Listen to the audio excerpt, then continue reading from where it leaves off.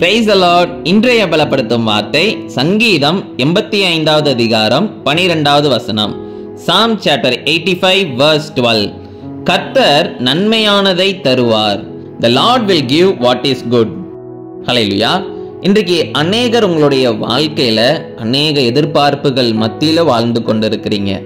உங்களுக்குள்ளேயே நிறைய எதிர்பார்ப்புகள் இருக்கு, நிறைய ஆசைகள் இருக்கு, நிறைய காரியங்கள். எனக்கு அது வேணும் ஆண்டவரே, இது வேணும் ஆண்டவரே, எனக்கு நீங்க இதை தந்தீங்கன்னா நல்லதாக இருக்கும், எனக்கு நீங்க இதை கொடுத்து ஆசீர்வச்சிருங்களேன் அப்படின்னு சொல்லி நம்ம நிறைய நாட்கள் ஜெபம் பண்ணியிருக்கலாம், அப்படிதானே?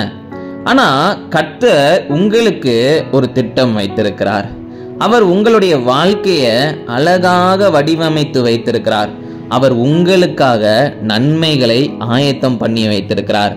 உங்களுக்கு எந்த காரியத்தை கொடுத்து ஆசீர்வதிக்க வேண்டும் என்று கர்த்தருக்கு நன்றாகவே தெரியும். நிறைய சமயம் நீங்க எதிர்பார்க்கிறத காட்டிலும் கர்த்தர் உங்களுக்கு சூஸ் பண்ணி வச்சிருக்கிற காரியம் ரொம்ப ரொம்ப ரொம்ப அருமையாக இருக்கும், சூப்பரா இருக்கும், பெஸ்டா இருக்கும். அதை நீங்க புரிந்து கொள்ளணும். நிறைய நாட்கள் உங்களுடைய மனசு ஏற்றுக்கொள்ளாது.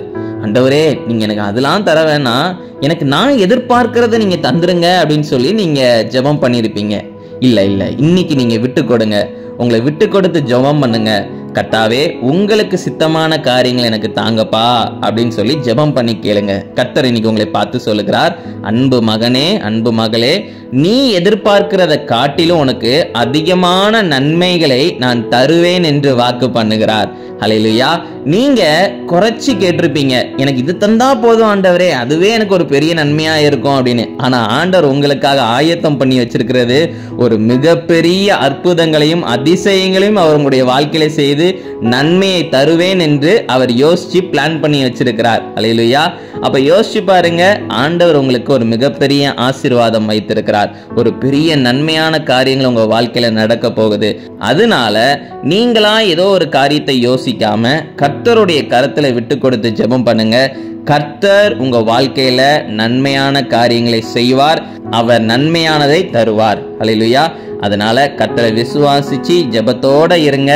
ஒவ்வொரு நாளும் கர்த்தர்கிட்ட சொல்லி ஜெபம் பண்ணுங்க. கர்த்தாவே, உங்களுடைய சித்தத்தின்படி எனக்கு நீங்க தாங்கப்பா அப்படின்னு சொல்லி நீங்க ஜெபம் பண்ணுங்க. கர்த்தர் நிச்சயம் உங்களுடைய வாழ்க்கையில நன்மையானதை தருவார். நம்ம எல்லாரும் கண்களை மூடி ஜெபிக்கலாம். எங்களை நேசிக்கிற நல்ல தகப்பனே, கர்த்தாவே, பிள்ளைங்க அநேக எதிர்பார்ப்புகளோடு ஆசைகளோட இருக்கிறாங்கப்பா. ஆனாலும் தகப்பனே சப்பா, உங்களுக்கு தெரியும்பா எந்த காரியங்களை பிள்ளைங்களுக்கு கொடுத்து ஆசீர்வதிக்க வேண்டும் என்று. ஆண்டவரே, நீங்க தகப்பனே சப்பா நன்மையான காரியங்களை செய்யுங்க. உங்களுடைய சித்தத்துக்கு ஒப்பு கொடுத்து ஜெபிக்கிறோம்ப்பா.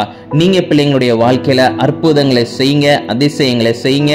பிள்ளைங்க வாழ்க்கையில தகப்பனே நன்மையான காரியங்களை பிள்ளைங்க காணட்டும் தகப்பனே. ஆண்டவரே, நீங்க அற்புதம் செய்யுங்க, நீங்க மகிமைப்படுங்க.